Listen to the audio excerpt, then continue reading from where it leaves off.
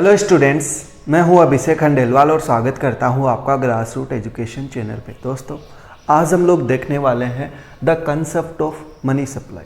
ठीक है, ये ऐसा कंसेप्ट है जो बार बार पूछा जाता है। ठीक है, होता क्या है, आप लोगों ने अगर सुना हो M1, M2, M3, M4, तो ये सारे मेजर्स होते क्या है, ये सारी चीज़ें हम लोग इस वीडियो के अंदर देखने वाले हैं। और आई होप आपका जो ये कंसेप्ट है वो बहुत ही अच्छे तरीके से क्लियर हो जाएगा ये वीडियो देखने के बाद।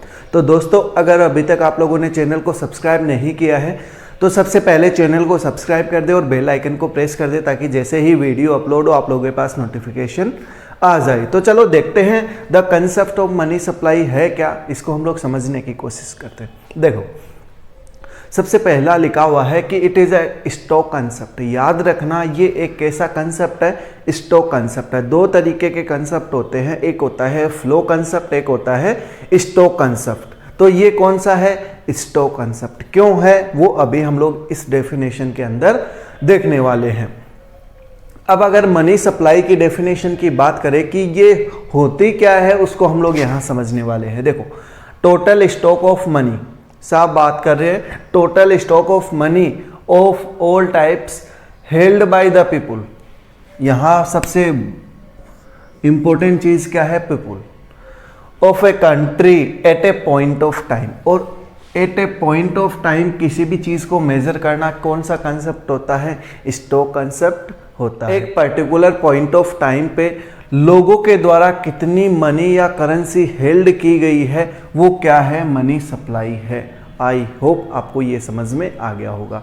खास बात याद रखना कि ये किसके द्वारा है, लोगों के द्वारा हेल्ड होनी चाहिए। अब इसी के अंदर दो पॉइंट लिखे हुए हैं, नॉट इंक्लूडेड, मतलब किसको इंक्लूड नहीं किया गया है। इस बात को अच्छे से समझना।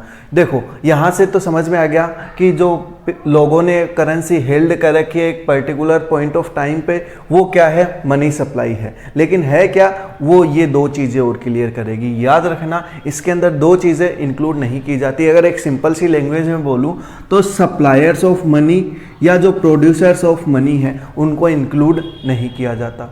अब क्वेश्चन आता है कि सप्लायर्स ऑफ मनी और प्रोड्यूसर्स ऑफ मनी कौन हो सकते हैं। तो यहाँ दो लिख रखे हैं मैंने कि जो गवर्नमेंट है वो है, और बैंकिंग सिस्टम जिसमें एक सेंट्रल बैंक भी आ गया और कॉमर्शियल बैंक भी आ गया। तो इन लोगों के पास जितना भी पैसा है वो इंक्लूड नहीं किया जाएगा। साफ लिखा हुआ है कि गवर्नमेंट के पास जितना भी स्टॉक गवर्नमेंट ने हेल्ड कर रखा है उसको इंक्लूड नहीं किया जाएगा। फिर बैंकिंग सिस्टम, तो मतलब सेंट्रल बैंक और कॉमर्शियल बैंक ने जितना भी पैसा हेल्ड कर रखा है इसको भी इंक्लूड नहीं किया जाएगा। इसीलिए याद रखो, जो प्रोड्यूसर्स ऑफ मनी है या सप्लायर्स ऑफ मनी है उनको इंक्लूड नहीं किया जाएगा मनी सप्लाई के अंदर। सिर्फ किसको इंक्लूड किया जाएगा, पीपुल ऑफ ए कंट्री। लोगों के पास कितना पैसा है उसको हम लोग मनी सप्लाई बोलेंगे। तो आई होप दोस्तों ये आपका क्लियर हो गया होगा। तो क्लियर हो गया तो मेरे को कमेंट करके जरूर बता देना। अब आते हैं मेजरमेंट ऑफ मनी सप्लाई। देखो, आप लोग M1, M2, M3 और M4 ये क्या होते हैं, ये हम लोगों को समझना है। कि यहाँ से ये चीज़ तो समझ में आ गई कि लोगों के पास जो हेल्ड है मनी वो मनी सप्लाई है। ठीक है, अब ये M1 कंसेप्ट क्या है इंडिया के अंदर जो एडॉप्ट किए गए हैं, M2 क्या है, M3 क्या है, M4 क्या है, इसको हम लोग अच्छे से समझेंगे ताकि आपका पूरा कंसेप्ट क्लियर हो जाए।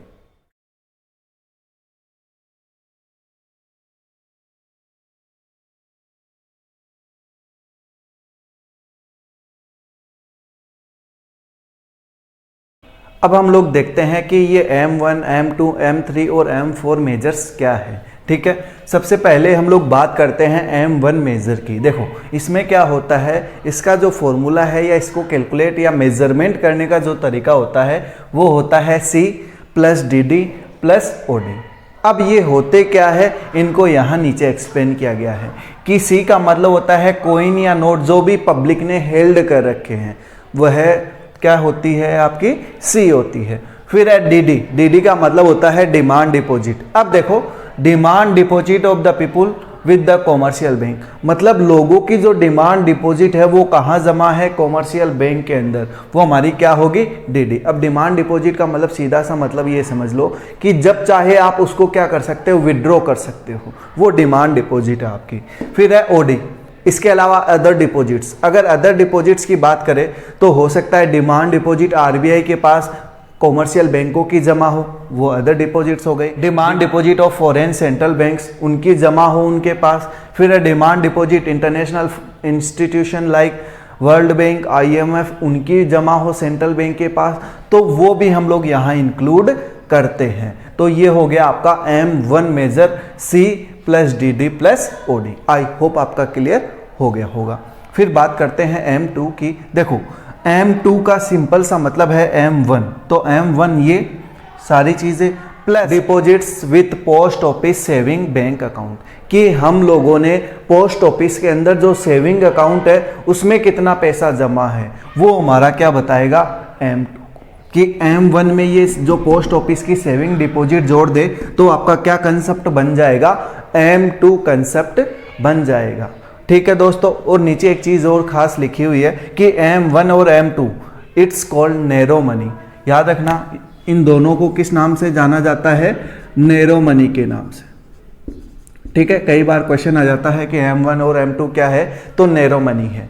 फिर चलते हैं M3 के ऊपर। देखो M3 को देखो क्या लिखा हुआ है formula, M1 plus time deposit. किसकी बात हो रही है यहाँ, डिमांड डिपॉजिट। दो टाइप की डिपॉजिट मैंने आपको सिखाई है, टाइम डिपॉजिट और डिमांड डिपॉजिट। टाइम डिपॉजिट कौन सी होती है, हम लोग FD वगैरह करवाते हैं, वो हमारी क्या होती है, टाइम डिपॉजिट। एक फिक्स टाइम पे मैच्योर होती है, वो टाइम डिपॉजिट होती है। ठीक है, तो डिमांड डिपॉजिट जब चाहे तब ला सकते हैं, जैसे सेविंग अकाउंट होता है, जब चाहे तब हम लोग पैसा निकाल सकते हैं। लेकिन अगर FD करवा दी तो एक फिक्स टाइम के बाद हम लोग वो पैसा निकाल सकते हैं। तो यहाँ तो सिर्फ हम लोगों ने डिमांड डिपॉजिट को ही इंक्लूड किया है। अब हम लोग क्या करेंगे, जो फिक्स डिपॉजिट्स है उनको भी इंक्लूड करेंगे। तो M1, ठीक है, और time deposit with the commercial bank. Commercial bank के पास कितनी टाइम डिपॉजिट्स है, बस ये याद रखना, ये जो टाइम डिपॉजिट है वो नेट होगी, ना कि ग्रोस। ठीक है, इतना ही ध्यान रखना। ग्रोस नेट का मतलब ये है कि बहुत सारे क्लेम वगैरह है, अगर उनका सेटलमेंट वगैरह नहीं हुआ हो तो ऐसे ही करके वो बहुत सारी ऐसी आइटम्स होती है जिनको हम लोगों को लेस करना पड़ता है, और नेट टाइम डिपॉजिट्स को हम लोग इंक्लूड करते हैं। तो आई होप M3 आपका क्लियर हो गया होगा। फिर चलते हैं M4 के ऊपर। तो देखो M3 कैसे निकाला, plus total deposit of post office. यहाँ देखो हम लोगों ने कौन सी ली थी, सेविंग। तो सेविंग को छोड़ के बाकी जितनी डिपॉजिट पोस्ट ऑफिस के पास है वो कहाँ आएगी, यहाँ लिखा हुआ है other than national saving certificate. ठीक है, तो ये आपका कौन सा कंसेप्ट बन जाएगा, M4 कंसेप्ट बन जाएगा। और नीचे लिखा हुआ है कि M3 और M4 it is known as broad concept. ठीक है, तो आई होप आपके ये मनी सप्लाई के जो मेजरमेंट है इंडिया के अंदर वो क्लियर हो गए। तो दोस्तों अगर आप लोगों का ये कंसेप्ट क्लियर हो गया कैसे मेजरमेंट करते हैं, तो दोस्तों मेरे को कमेंट करके जरूर बता दें। तो दोस्तों अगर आप लोगों को वीडियो अच्छा लगा हो तो वीडियो को लाइक करें, चैनल को सब्सक्राइब करें और दोस्तों के साथ शेयर जरूर करें। Thank you.